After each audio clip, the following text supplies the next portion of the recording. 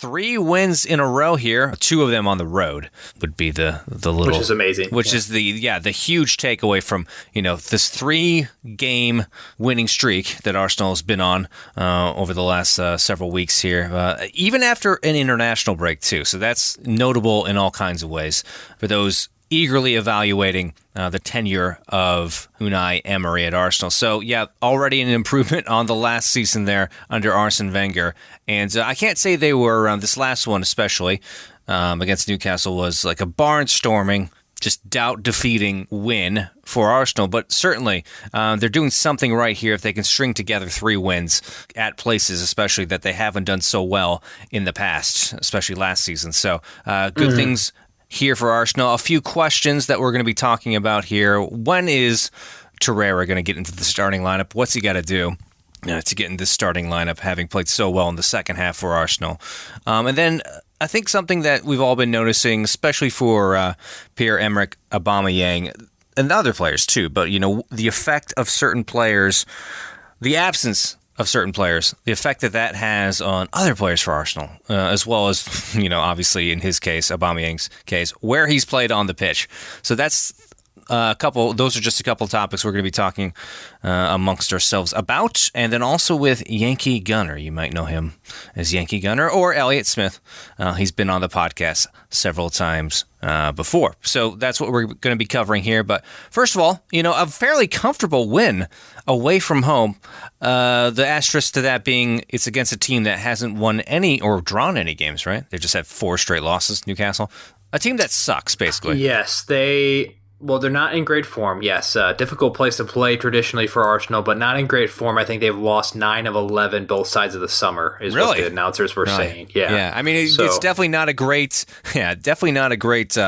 beginning of the season for them. I didn't realize they had lost that many on the other side of things, or previous, before the season. So, yeah, okay.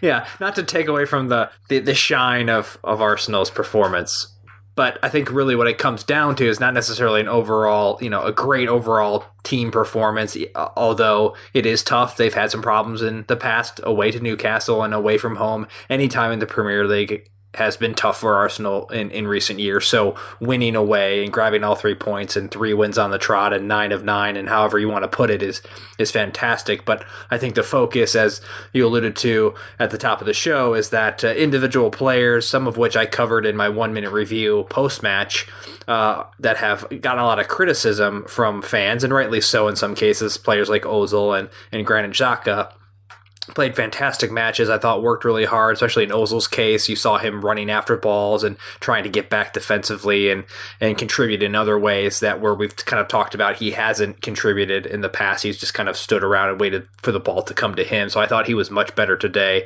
And then, of course, Torreira and others, when and where will they play in the future? Well, do you think that the great second half that Arsenal had was all down to Torreira? I mean, obviously that's a pretty easy or a pretty clear, it would seem, correlation. They played better in the second half. Torreira was on in the second half.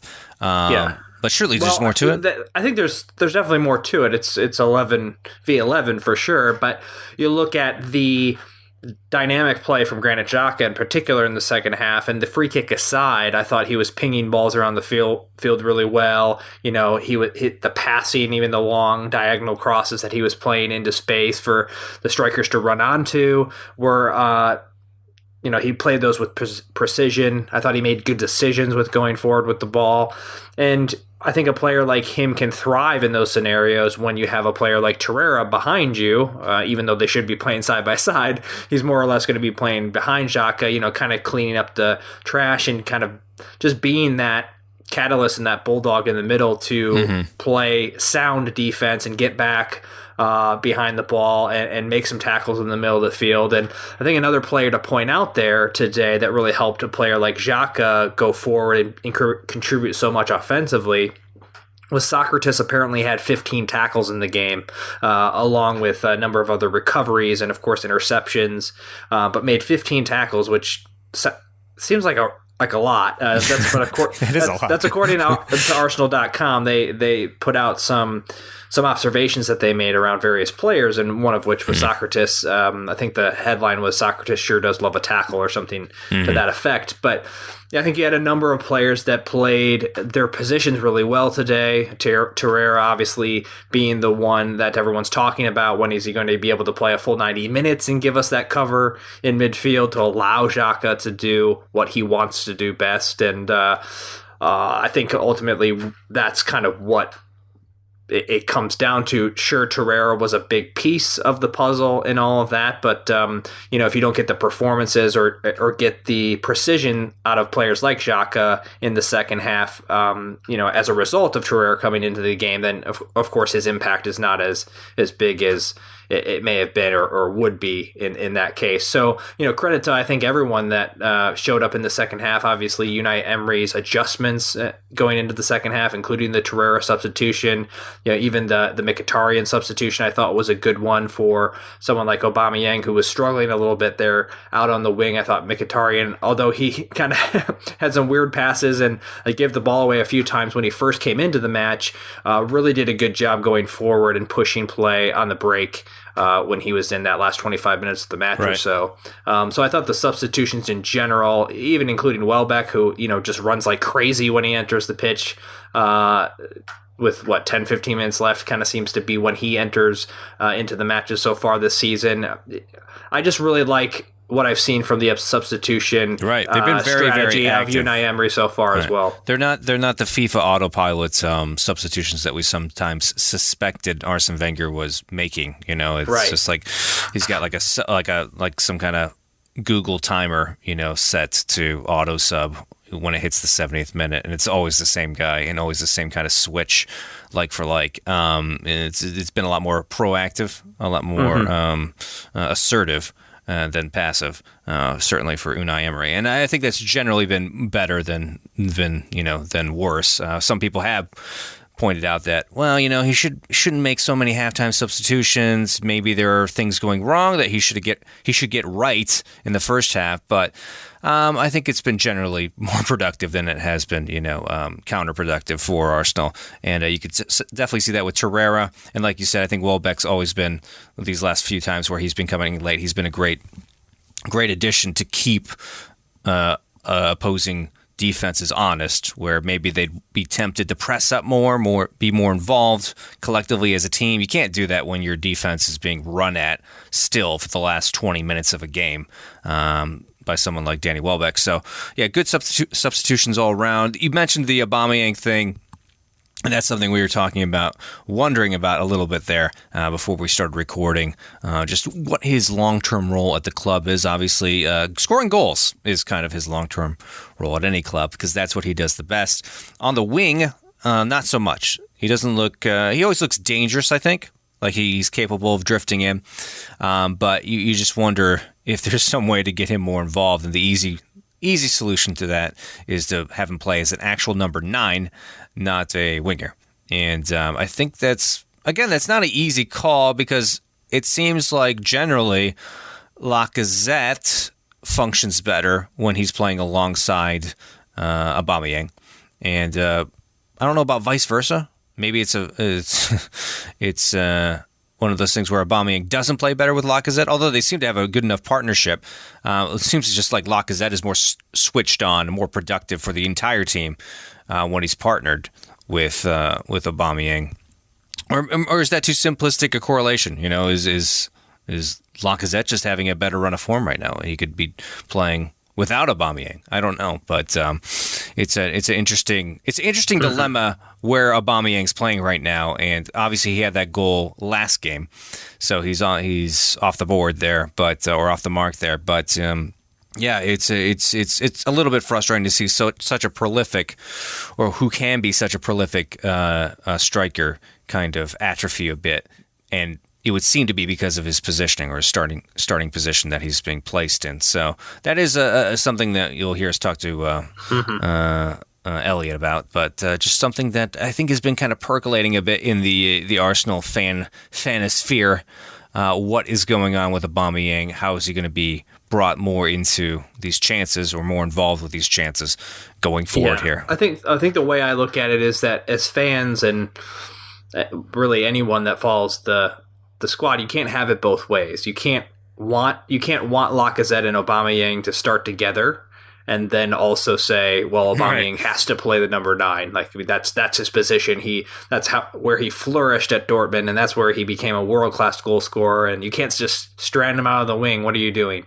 Well, you can't do that to Lacazette either. They're both players that like to be in the middle of the pitch. However, I think when you look at the two side by side, Lacazette is better suited in the middle of the two. If they're going to play together, that is. In this current formation, Lacazette is better suited in the middle. Aubameyang is better suited out wide. And sure, you're going to see struggles from him like you did against Newcastle, but he is off the board scoring-wise. He did have a few chances to put the ball in the back of the net against Newcastle and didn't convert. Not that to say that he would have converted those chances had he been playing the number 9.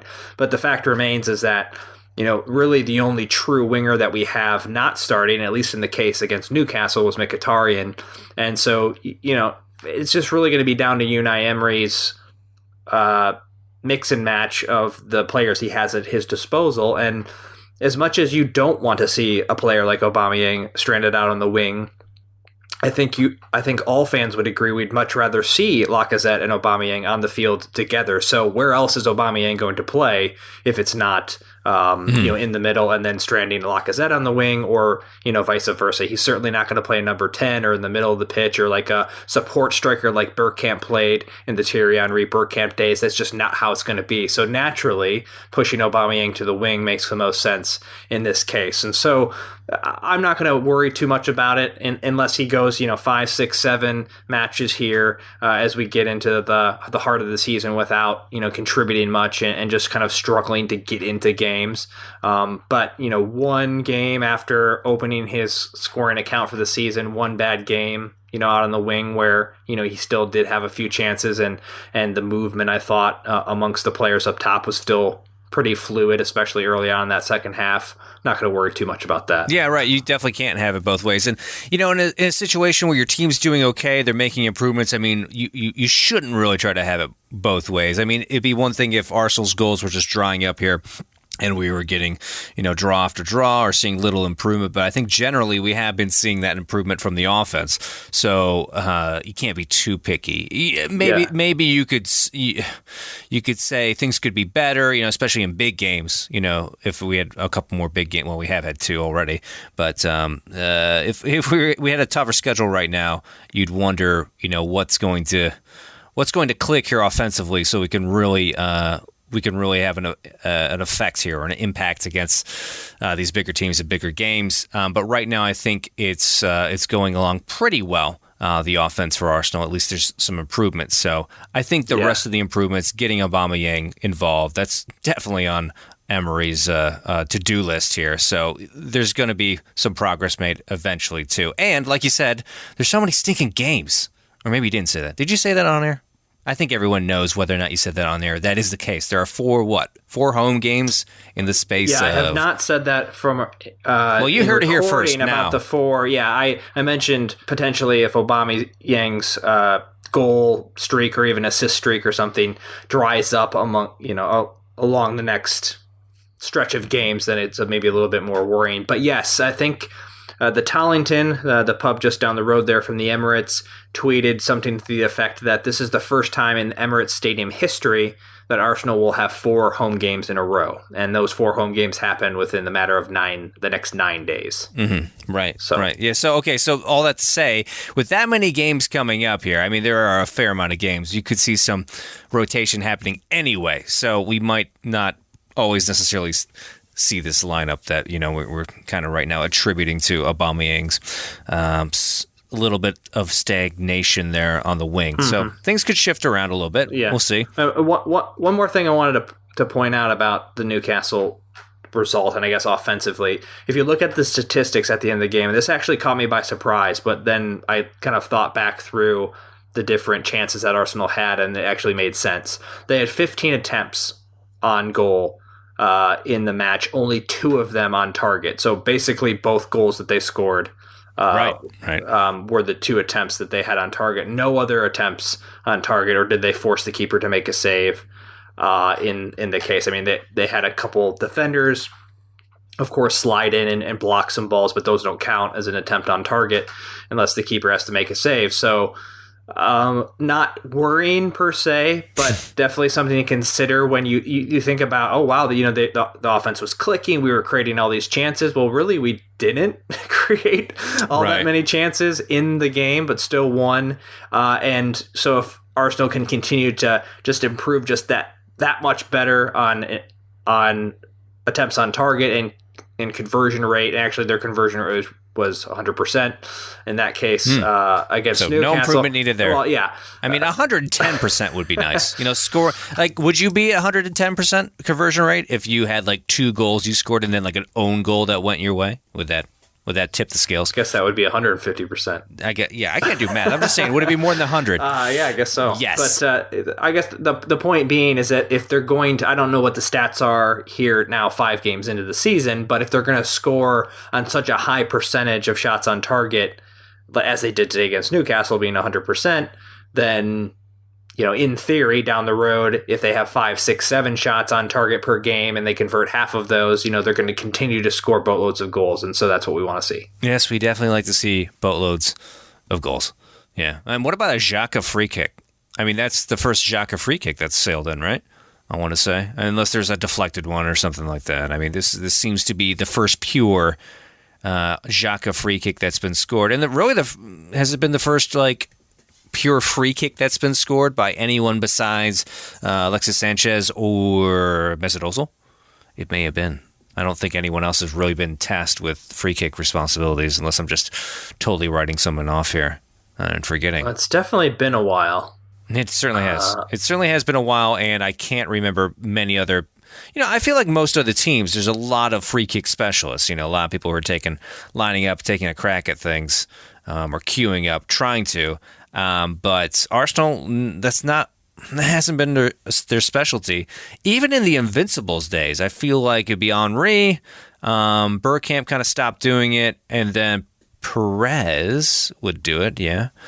But even they weren't super prolific with it. Henry being maybe the most notable exponent when it came to free kick goals. But yeah, it's always been something that's kind of eluded Arsenal, having a real genuine threat from free kicks. So good on Xhaka for actually putting one in there. Although, you going to say anything about that, Kyle? The free kick?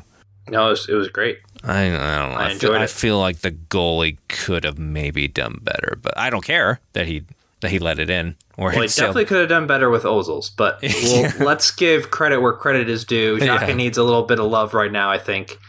And for sure. Rightly so. For sure. And the reason I bring up the other Arsenal free kick takers is apparently there are no free kick takers, whether they're Sanchez, Ozil, anyone, who can get it either above the wall or like both above the wall and under the bar. Like that seems to be just a bridge too far for most Arsenal free kick takers. So good on Xhaka for actually doing that. No, I had this like view in my mind with like Torreira standing over the ball, like Xhaka lifting him up to kind of see where the goal was over the wall. Like I see, just kind of like a cartoon-ish feeling to it. But that's what your mind conjured up when I said that. Is that what you're saying? Well, no, I think Torreira, I think he's like officially 5'7", 5'8". Yeah, he's the shortest since Cazorla, basically. That we've been. Who also, I guess, before being out for 2 years, because he's approaching 2 years, he took a lot of free kicks too. He did, right? Obviously, famously in the FA Cup final, so that worked out okay. Okay, I'm forgetting him. Sorry, Santi. It's good to see Arsenal score off of that, and then obviously it's good to see Ozil scoring, given the kind of run of, I don't want to say, they've been pretty poor performances most of all, but more like anonymous performances. That's what he's been guilty of, I think, generally here. Good to see him get on the score sheet and get more involved in the game. Long may that continue. Especially with the slew of games that Arsenal is coming up. And now that it's been reported that Aaron Ramsey's out, right? He's got some kind of post-game injury, I want to say, for this. He definitely looked, I mean, if nothing else, he looked a little bit ineffective against Newcastle. Wasn't as threatening as he usually is when he's running behind other teams and directly involved in Arsenal's attack, one way or another, whether it's off the ball or on the ball. Not the greatest of chances or assists that he, set up on that one where he was set loose by Lacazette and then just spooned whatever it was he was trying to do way over the bar with Ozil and I think Aubameyang beckoning there. So not a great game for him. Apparently he's going to be out now, but maybe that'll give Emery just a chance to kind of sit back and evaluate where in the world Aaron Ramsey where he fits into this team, as he's still, of course, remember, negotiating or attempting, we would think, to negotiate a new contract here because he's in his last year. So, all kinds of things. Any other takeaways on the game before we go to our conversation with Elliot? No, not really. Winning is good? Yes, winning is good, and, defending late in the game is even better. It would have been nice to, I don't. This isn't really negative. It's a glaring obvious from the game and the season so far. It'd be really nice to keep a clean sheet. Yeah. When you're playing so well on one end, it'd be nice to kind of like cap it all off by, playing a full 90 minutes or with stoppage time on the other end. It was almost on the cards, but no. No. And I was thinking to myself, how nervous must would Petr Cech have been had he not, gotten his 100th clean sheet in the Premier League like last year when it was taking him so long. He'd be kind of like slogging along this season, like not having yet to produce it because of issues in the back. But overall, front to back, really, I think good performances from a lot of players that needed to put in a shift against Newcastle. And it's just, really unfortunate in the end to give away the goal. But then again, Newcastle had their chances as well. I think they produced 10 or 11 corners on the day. So, when you give up that many free kicks, so to speak, on your end of the pitch, you're bound to probably concede one. So right, yeah, makes sense. Yeah, their finishing was indicative of the team generally that has been losing games for a long time now. But that last Clark, it was Clark, right? Kieran Clark, yes, who scored that last header was pretty criminal, given that it came off for Arsenal anyway. Given that it came off of a long kick, basically from the goalie. All the way to the back line, and then Arsenal, seeing the danger, that kind of unfolded from that lost header, never really closed gaps on or took inventory of all the players they needed to cover, and there you go. So, yeah, some more work to be done, certainly for the defense. At least the offense is getting it done, and a couple more things to talk about, I think, when it comes to starting lineups, the effects certain lineups have on certain players, and just the general case for Torreira, who's been chomping at the bit here at Arsenal for a long time. We're getting into the starting lineup for Arsenal for a long time. We talked about all those things with Elliot Smith. You might know him better as Yankee Gunner. So there's a few thoughts here. I mean, the obvious one is you'd like to see Lucas Torreira starting. You wonder if he's being carefully managed after the trip. Well, I guess it was Houston where he played his last game, ironically, but he picked up maybe a little bit of a calf injury and was potentially being nursed through that. But we have seen that this coach is prepared to start Guendouzi and Xhaka and let Torreira be an option off the bench. I'm not sure I understand why. We saw today the immediate impact he can have, and it really was a game of two halves. I mean, sports loves its cliches, but this one today really applied. I also think that there is a real question about why and whether Aubameyang and Lacazette should be played together. I mean, to me, you have two number nines. They are different types of nines. Lacazette likes to come back for the ball. He likes to link up play and then go into the box late. Aubameyang likes to get in behind. He likes to get on the ends of things in the box. But if there's one thing that I feel pretty sure of, it's that he's not an elite wide player. I think he is one of the elite strikers in all of Europe. I don't believe he's an elite wide player. And so, for me, what I think is a little disappointing is I actually think the lineups we put out against City and Chelsea were closer to the way I'd like to see us playing. Players that can get into and do damage from the half spaces and even the wings and into the channels, like Iwobi and Mkhitaryan on either side, who can overlap more and engage more with the fullbacks when they get into the attack. And then you have the lone striker. I mean, if he's not going to play them as two strikers up top, I mean, a 4-diamond-2 seems natural for this group of players. But if he's not going to do that, I'd rather go back to that and let Aubameyang get some chances as the lone striker against some of these smaller sides that we're playing during this run of sort of fairly easy, straightforward fixtures. Right. The thing I'll finish on here is just that, you look at the way Bellerin was involved in our attack early in the season and the way that has waned since Ozil took the place starting on wide on the right, the last game and this game. Bellerin virtually not involved at all in the build-up and in the attack, and we really did not use the fullbacks today. Try to think about overlaps that happened with the fullback in this game, and you really probably can't think of one. Maybe one on Nacho's side. I don't think there was even one on Bellerin's side. So, that's an area where I think we can be very effective, where I think we can create overloads, where I think we have the ability to cause problems, and then you use Aubameyang's clever movement and finishing in the box to get on the end of moves. But that means making choices about Ramsey and Ozil that he doesn't necessarily seem prepared to make. And it means leaving out one of Lacazette or Aubameyang. And at the moment, he seems to have moved away from doing that, despite starting the season that way. So the biggest question I have right now is, it was a full preseason for the most part with most of his players. He's had a lot of games now. And I don't know that I feel that Emery is any closer to having a real clear idea of how he wants to set the team up. And it may wind up being horses for courses all season, and we just have to adapt for that.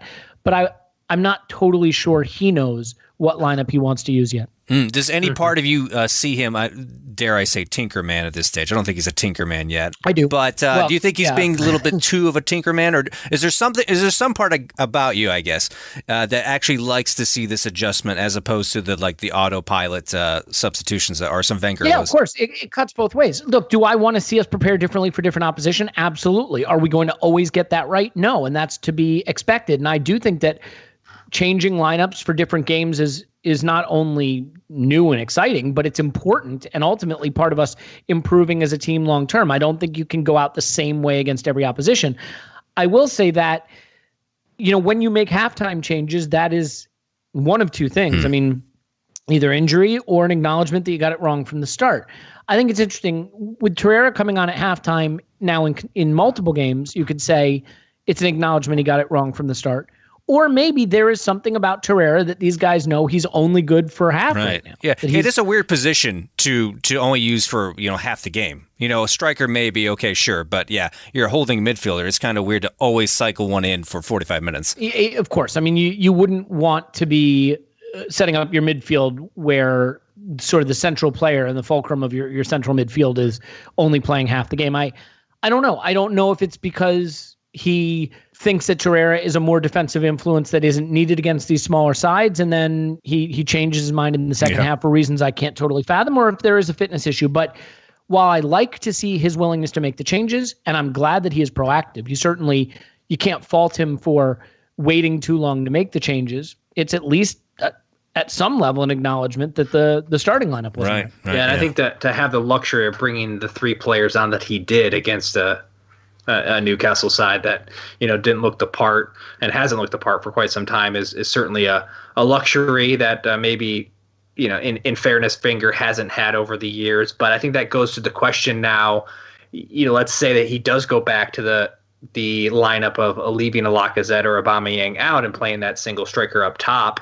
It seems like for the first time in quite some time, Arsenal have true depth into this side. So just talk a little bit about your feeling behind that and whether you think that's true or not. It is and it isn't, right? I mean, we clearly have depth at striker if you're playing one and not the other, because you have 60 million pounds on the pitch and 60 million pounds on the bench.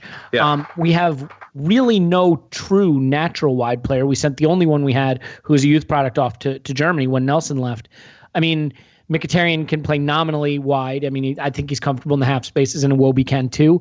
Aubameyang is not a wide player in my opinion, nor is Ozil, nor is Ramsey. And I mean, if you look at the average touch positions and field position of Ozil and Ramsey today, they were both standing on the 10, and there was Bellerin just on an island on the right wing. And there was a moment in the game where Bellerin sort of went on one of those runs where he was tearing up the right-hand side, and it looked like it was going to be one of those kind of overloads, right, where we can create a lot of problems. And Ozil gave him the ball just as he's coming into the final third, and then basically ran away from him into the center midfield.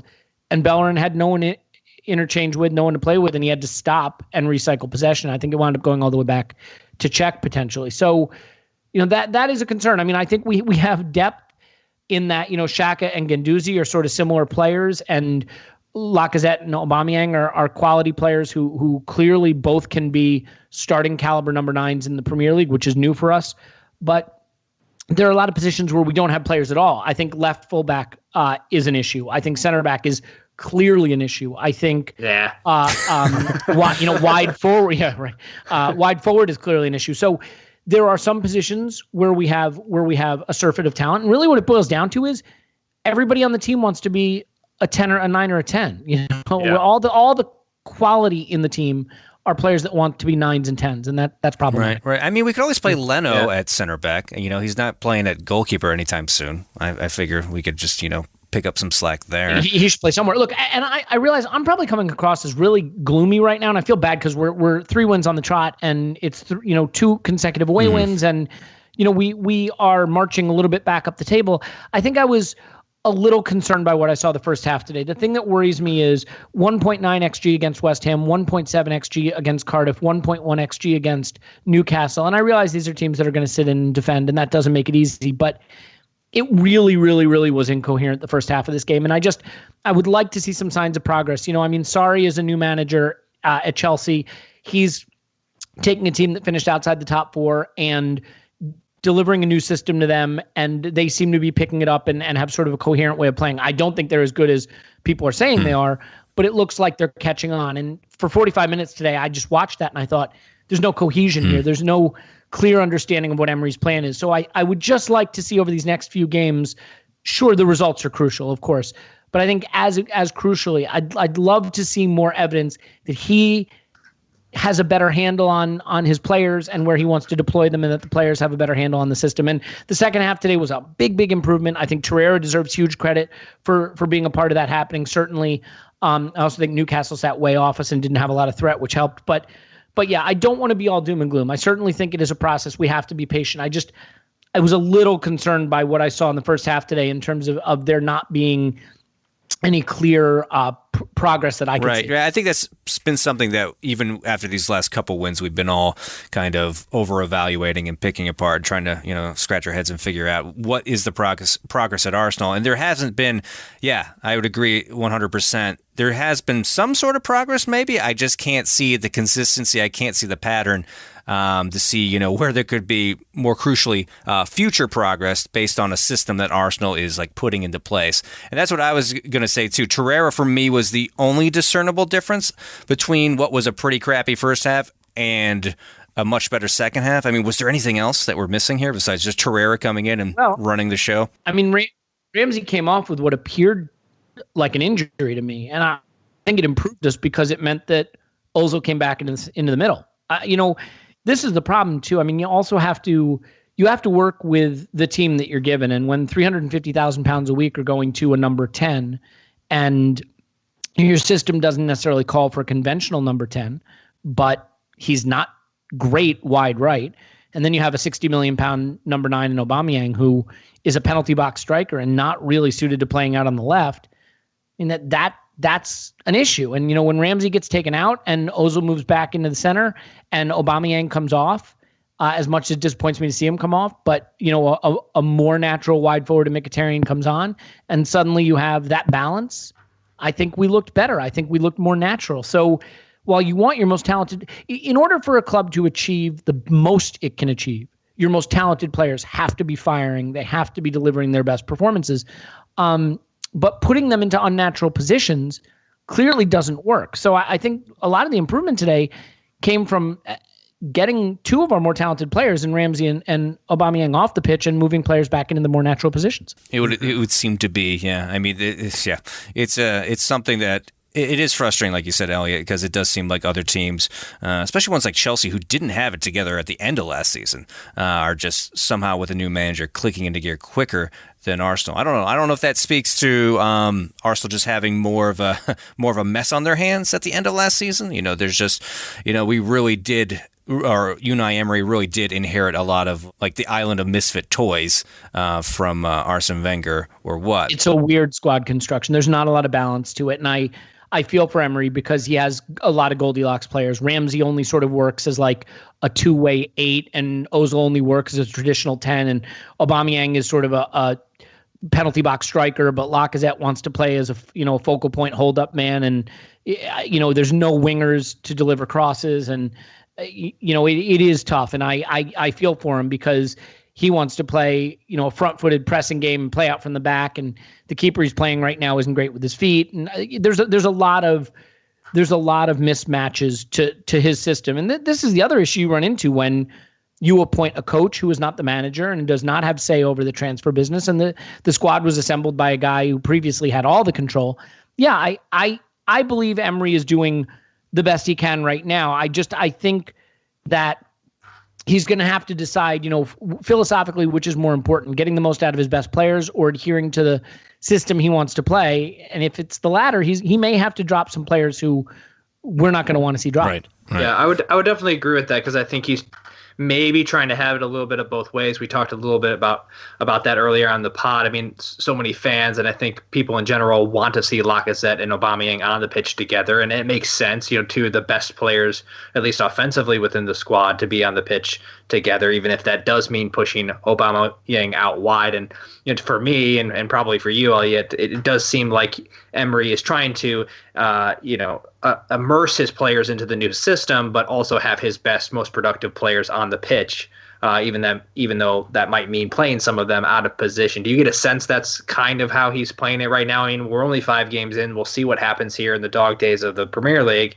as we get into November, December, and January. But it seems like, Aubameyang, Lacazette, one has to play out of position. I want them both on the field at the same time. Here you go. Who would want to be a coach? I mean, this is the problem, right? You've got Aaron Ramsey, who you might lose for free and who the club is negotiating a new contract with. You got Mesut Ozil, who's your superstar number 10 playmaker who really only wants to play in that position. You have 2 strikers who you don't necessarily think can play together, but who really like each other. The fans like both of them. They seem happiest when they're both playing. I mean, you could forgive him for wanting to make selections that make his own life easier.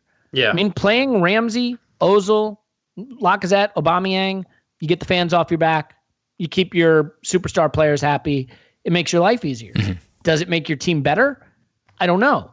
And so, who would want to be a coach? You can totally understand the position he's in. He doesn't have the kind of authority. The one thing you had to say for Arsene Wenger is he could make whatever decisions he wanted. He didn't have to worry about anything. And I mean, maybe towards the very end a little bit, but ultimately, Arsene Wenger had the luxury of doing whatever he thought was going to get us a win on the day. And for a relatively young, new coach who is not the manager and very clearly not the manager, he was not given that position, and who has superstar players that are bigger names than he was. I mean, I don't know that any player was ever a bigger name at our club than Arsene Wenger was. So, with all of those factors, it's hard because I think he has to make sure he's making choices that he believes in from a footballing standpoint, but certainly there's going to be pressure to make choices that are going to make his life easier, just make it take some of the pressure. Right. And I'll say one thing just really, really quickly. Maybe, just maybe, there's a part of him that also is being pragmatic that says, look, some of these games are, Cardiff, Newcastle, West Ham, these are games we should win. These are chances for me to put Ozil and Ramsey and Aubameyang and Lacazette out there from the start and let them go do their thing. And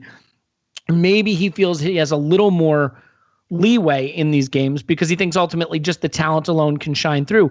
Because what I will say is, against Chelsea and City, the system and the plan was much clearer. I won't say that those were brilliant performances, but there were signs of a clear system and plan in those games that I haven't necessarily seen in the other ones as much. And that may be more that he just expected us to kind of talent our way through some of these. Right. Yeah, it could be an extended preseason kind of that we're seeing right here with these, not as good teams that were kind of just putting out the... Yeah, I don't know.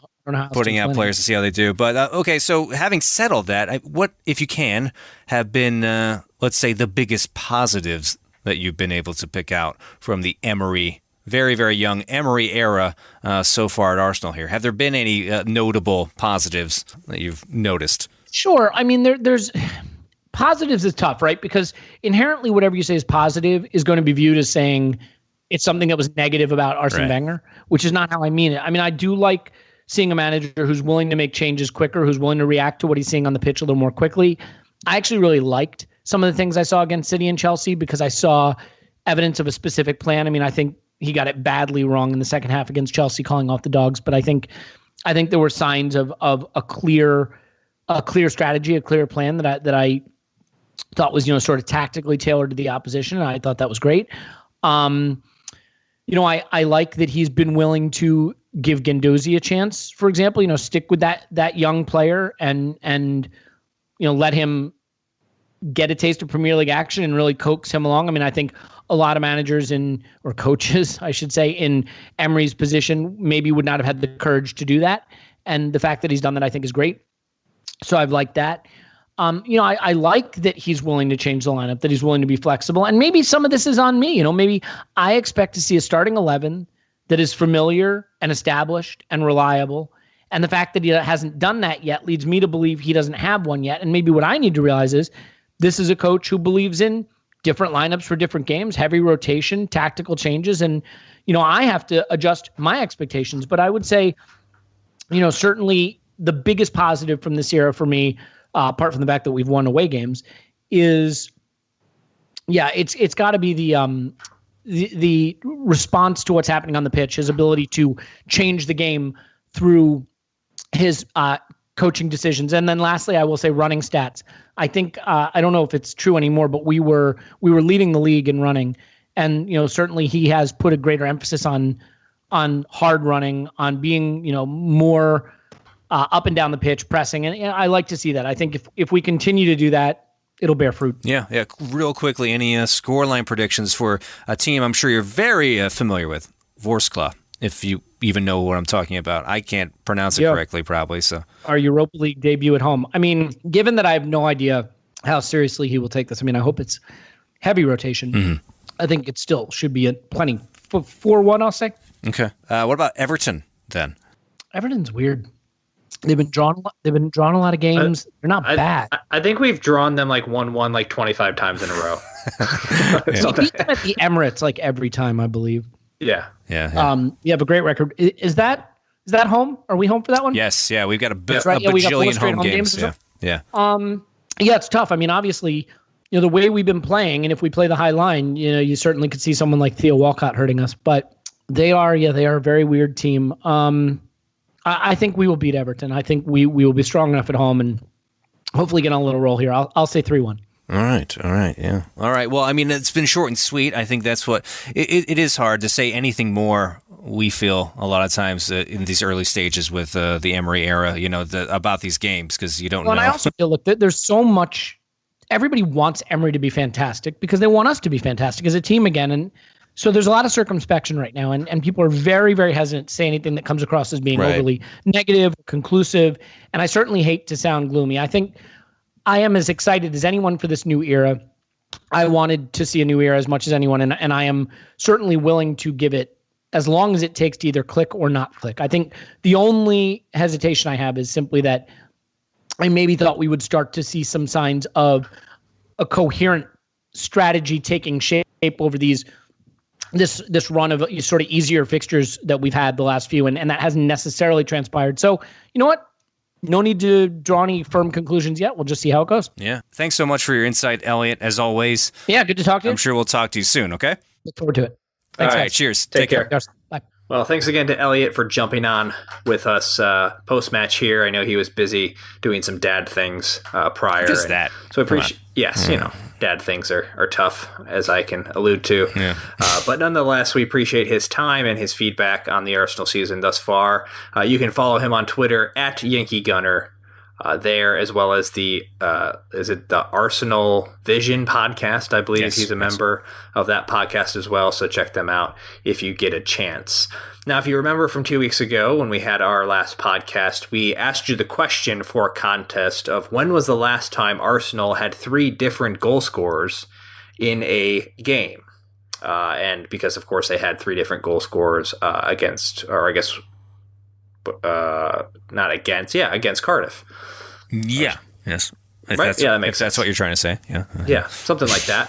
Well, you don't have to go too far back because they had 3 different goal scorers against Burnley in the last match of last season, which, of course, you and I were at, Joel. Arsene Wenger's last match as Arsenal manager. So congrats to Josh for taking home the t-shirt courtesy of whoareyoudesigns.com. We will be getting in touch with you to get you your prize. Now, this week, no trivia question per se to all of you out there. However, we have 5 prizes. Yes, I repeat, 5 prizes up for grabs for this next contest. And so the contest is simply this. The first 5 individuals to send in a 1-minute review. So you record a review of one of the next 4 matches that we have, more than likely after the Europa League fixture that we have coming up here midweek, and upload it to our site. At the bottom, there's an upload section where you can put your file in and upload it to our website, and we'll edit it down for you and post it to our YouTube channel. So the first 5 individuals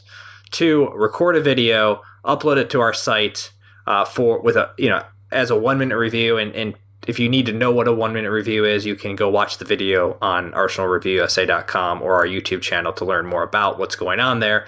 But all that said, the first 2 posts will get a t-shirt courtesy of HuerdeDesigns.com, and the next 3 will get a decal pack courtesy of us, a Legends decal pack. So Pires, Henry, Bergkamp, some other stuff that you could stick on your office window or your pub or your car or whatever you want to do. So a couple t-shirts, some decal packs for the first 5 that record a 1-minute review coming up here after the matches that are, I guess, quickly approaching over the next 9 days. Yeah, cool. All right, so speaking of matches, I'm just running through the gambit of predictions that we made here. We got all the way up to Newcastle. Yep, sure did. All the way up to Newcastle, and I think, Kyle, you sadly took all the points when it came to Newcastle. You had a 2-1 win for Arsenal. I had a 2-2 draw. So I didn't get any points because I failed miserably. You got, 4 points? That's how we're doing it here? Yes, 4 points for an exact correct prediction. Yeah. Okay, so coming up, we've got, obviously, Vorskla at home, and then more at-home games. 3 more, in fact, but 2 more I think that we'll be covering here or predicting before we get in touch with you all next on the next, whatever it is, live show, podcast, whatever. Everton visits after that. So Everton and Theo Walcott visiting, I think it is Sunday. So I'll go ahead and get us started with Vorskla, who I know nothing about, which I'm probably not alone there. I'm assuming no one knows anything about Vorskla. Well, I mean, if you don't follow the Ukrainian Premier League... not lately. So go ahead and enlighten me. Typically, that top 5 in the Ukrainian Premier League are pretty well known, but we'll forgive you this time around. They finished... What I know about them, Joel, is that they finished 5th in the Ukrainian Premier League last season. Okay, so I'm just going to express my unparalleled ignorance here, but I don't even know any other... Kiev? Yeah, Dynamo Kiev. Yeah. Who else? See, you're acting as if you know all of them. I almost said Bate Borisov, but that's Belarus. That's Belarusian, so, yeah. Okay, that's it, right? Just pretty much. Kiev and Vorskla. That's all we know of that top 5 you alluded to. All right. So anyway, Vorskla, I'm going to say Arsenal beat them 2-1 as well. So doubleheader, Kyle. Vorskla and Everton. You're up for the next 2 picks here. Yes, I do think there's going to be plenty of first-teamers rested, even though it is our first Europa League game. We want to get off to a good start. We have a pretty important Premier League match only 3 days later, really 2 days if you want to count the match day. So I'll say we leak a goal, but I'm going to go 1 up on the offensive side. So I'll say 3-1 to the Arsenal. Okay. What about Everton? Everton will be I think another 3-1 win. Okay. Oh, man, I did the same thing. I'm doubling up on my predictions. I'm saying 2-1. So 2-1 for both games. You're saying 3-1 for both games, as in all wins. So that might be a little foolhardy. Time will tell whether or not it is. I can see Arsenal definitely. I mean, not that I wasn't being objective before, but objectively speaking, those make sense. I can see Everton not being able to necessarily keep Arsenal out. Same with Vorskla. I think, if anything, Vorskla might be more of a landslide in Arsenal's favor than 2-1. So, yeah. But I'm sticking to my guns. 2-1 for both. I could also see Vorskla, the players, thinking to themselves, like, this is like a once-in-a-lifetime opportunity to play at Arsenal in the Europa League. Yeah. And just like kind of playing out of their minds and keeping it close. Yeah. Sure. Right. Yeah. Arsenal is like the notable team in that group. So that would make sense that they would rise to the occasion, or at least sense the occasion there. All right. So those two games are what we're going to be reviewing or treating in some way on the next podcast or live show, possibly next weekend. So look for that then. I think that's all we got for you here on this podcast. Yeah, Kyle? Yep. All right. So until then, until next podcast, until next live show, as always, remember, support the Arsenal and have a good week. Congratulations on that. Your thoughts on the performance overall of your team today? Good afternoon. Well, I think the first half is different than the second half. We conceded a lot of chances for the transition for doing against us, but not very clear chances for them. But also we cannot to do in attacking moment our best performance. But the second half, I think we start at the beginning better than the first half, and the first score is very important for give us the confidence for continuing pushing and continuing and imposing our idea in the team, in the game, and I think we find it. You're happy at the end of the game. Were you a little unhappy then at half-time because the first half felt quite flat?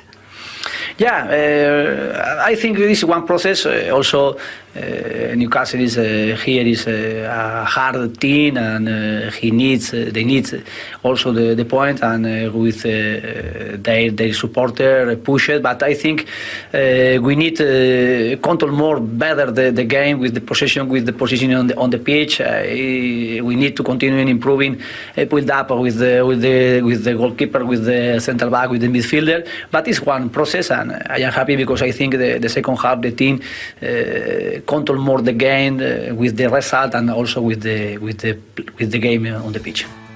Thanks for listening to the Arsenal Review USA podcast, a weekly production of Pond Jump Media in association with Arsenal America. For more information on episodes, contests, and just to see how you can interact with the show on a weekly basis, please visit us at arsenalreviewusa.com.